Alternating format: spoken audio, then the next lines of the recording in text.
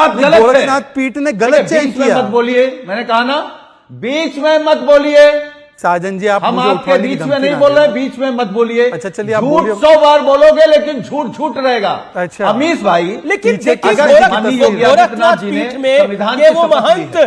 सुन लीजिए, पीएम सुन लीजिए। मुख्यमंत्री अरे के सुन लीजिए। मुख्यमंत्री बनने से पहले हैं। आप बात को समझिए, एक गोरखनाथ पीठ के महंत वो मुख्यमंत्री बनने से पहले हैं। वो मुख्यमंत्री बाद में पहले वो गोरखनाथ पीठ के अच्छा, क्या महंत बने विरासत में और आप महंत कह रहे हैं वो नहीं है? गलत था। आपने बोला वो गलत था। मैं आपको ये नहीं, चुनौती मैं ये देके नहीं बोलता कह हूं रहा कि उससे पहले मैं ये आपके नहीं कह रहा हूं अमीश भाई, नहीं नहीं, बीजेपी सारे जैसी भाषा मतों के नहीं। मठाधीश को मैं बोला, ये उन्होंने कह रहा कहाँ हूं बोला कि कि वो सिर्फ योगी के बारे में विरासत बोल में रहे हैं। संत बने हैं, उनको विरासत में गद्दी मिली है।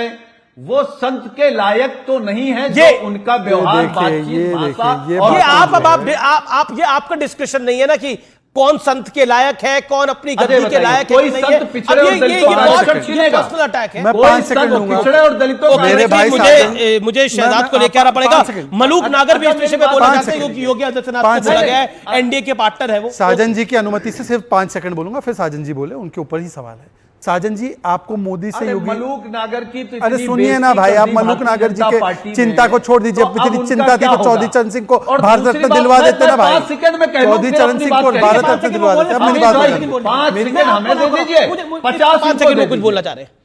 अब मेरे 5 टाइम पे हमको दे अतिक्रमण दीजिए, कैसे 50 इनको भाई? दे जमीन पे भी अतिक्रमण, मेरे टाइम पे भी अतिक्रमण। नहीं नहीं, अतिक्रमण नहीं। अरे मान जाइए, मान जाइए, अरे चलो मान जाइए। बोलो बोलो। मैं केवल ये कह रहा हूं अमीश भाई, एक सवाल आपने बहुत अच्छा कहा।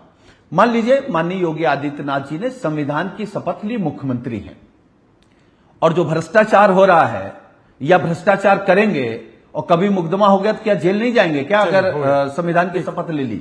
उसी तरीके से अगर आप साधु हैं तो आपकी भाषा में, आपके व्यवहार में, आपके आचरण में वो दिखना चाहिए। साधु हम का सभी आचरण लोग क्या होना चाहिए? मैं आदर करते हैं, उनसे सीखते हैं। अब आपने 10 सेकंड मांगे, आपको 15 सेकंड मिले, 15 सेकंड शहजाद, देन मलूक नागर। साजन जी, जिनको मैं फिर से कह रहा हूं समाजवादी पार्टी के वन ऑफ द बेस्ट प्रवक्ता, आप मोदी योगी को गालियां दें, कोई समस्या नहीं है।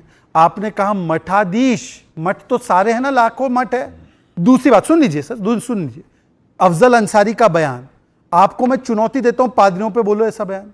चुनौती देता हूं, मौलवियों पर बोलो, मदरसे पर बोलो, मदरसा माफिया होता है, नहीं निकलेगा आपके मुंह से। छोड़ दो। तीसरा बयान, राम मंदिर के प्राण प्रतिष्ठा में नाच गाना। What is the official stand of Samajwadi party? नाच गाना था वो। प्राण प्रतिष्ठा इतना पायस ओकेजन होता है, कोई ऐसा शब्द किसी और धर्म में नहीं योगी आदित्यनाथ ने एक बहुत बड़ी खबर आ रही है। योगी आदित्यनाथ ने जो प्राण प्रतिष्ठा पे राहुल गांधी का बयान था उसमें पलटवार किया है और बहुत डायरेक्टली अटैक किया है। योगी आदित्यनाथ ने राम मंदिर वाले बयान पर पलटवार है। राम मंदिर में नाच गाना हुआ था, यह कहा था राहुल गांधी ने, तुम्हारा खानदान यही करता रहा है। कहा योगी आदित्यनाथ ने, रोम वाले राम को क्या समझेंगे, तुम्हारा खानदान नाच गाना करता रहा है। राहुल ने दिया था विवादित बयान श्री राम मंदिर को लेकर। मैं रुक करता हूं, मलूक नागर का एनडीए पार्टनर है। पहले मैं सुना देता हूं योगी आदित्यनाथ ने क्या बोला, राहुल गांधी ने क्या बोला था, सुनिए जरा व्यूअर्स। अयोध्या में वो हारे क्यों? अयोध्या में मंदिर खोला, वहां अमिताभ बच्चन दिखे, बॉलीवुड पूरा दिख गया, मगर गरीब किसान एक नहीं दिखा आपको वहां पे। किसी एक मजदूर को नहीं आने दिया। आपने किसी बढ़ई को देखा, किसान को देखा, मजदूर को देखा? कोई नहीं। डांस गाना चल रहा है, प्रेस वाले हाय हाय हाय कर रहे हैं, नाच गाना चल रहा है, डांस चल रहा है। ये रियलिटी है आपकी। कि अयोध्या में जब रामलला का मंदिर का उद्घाटन हो रहा था तो वहां पे नाच गाना चल रहा था। अरे जिंदगी भर तो यही तुम्हारा खानदान करता रहा। यही अंतर है राम की संस्कृति पर और रोम की संस्कृति पर। मैं रुक करता हूं मलूक नागर का। मलूक नागर, ये जो राहुल गांधी का बयान था, इस पर यूपी के सीएम योगी आदित्यनाथ का जो बयान है, इस पर आप क्या कहते हैं? देखिए देवगन साहब, एक तो बड़ी अच्छी बात है आज सबको बराबर टाइम दे रहे हैं, सिर्फ मुझे छोड़ करके। तो एक तो जो आज की जो मेन बात है कि खड़गे साहब ने कहा कि जब तक मैं जिंदा रहूंगा, जब तक मोदी जी नहीं हटेंगे। तो मैं क्या कह रहा हूं, कई बार इतना काम करती है सरकार, चाहे देश की सरकार हो चाहे प्रदेश की सरकार हो, छोटी मोटी कहीं कमी रह जाती है तो उसको सुधारने के बजाय या हमें जहां हल्का सा लग रहा होता है कि नुकसान होने जा रहा है, ये कांग्रेस ऐसी तैयारी करके आती है कि फिर जो काम करना उसके बजाय ऐसा काम करते हैं कि वो अपने आप को ही मार लेते हैं। देखिए खड़गे साहब के हम ऊपर वाले से, परमात्मा और प्रकृति से प्रार्थना करते हैं कि वो लंबी आयु हो, और ऊपर वाले से दुआ करते हैं कि उनकी लंबी आयु हो। जिस दिन देवगन साहब वो अध्यक्ष बने, उनका बयान निकाल लो, उन्होंने पहले ही दिन अध्यक्ष बनने के बाद कहा सनातन धर्म का पूरा, अगर बीजेपी जीत गई तो सनातन धर्म हो जाएगा पूरा देश। यानी कि सनातन धर्म के पहले ही दिन 100% खिलाफ बोले। अरे क्या चाहते हो भाई, 75-80% लोग जो हैं, हम भी सभी जाति और धर्मों का सम्मान करते हैं। और जहां तक आज बिजनौर की बात थी, वहां के मुसलमानों ने, मैं सामने बैठा हूं, मुझे एमपी में बहुत बड़ा योगदान था, और हम सब जाति धर्मों का सम्मान करते हैं, लेकिन तुम सनातन धर्म के खिलाफ बोल रहे हो। और उसी सनातन धर्म से संबंधित राहुल गांधी जी का विवादित बयान आता है कि सनातन धर्म में या भगवान राम में आस्था रखने वालों को नाच गाने की तुम बात कर रहे हो, तो समझ नहीं आ रहा है।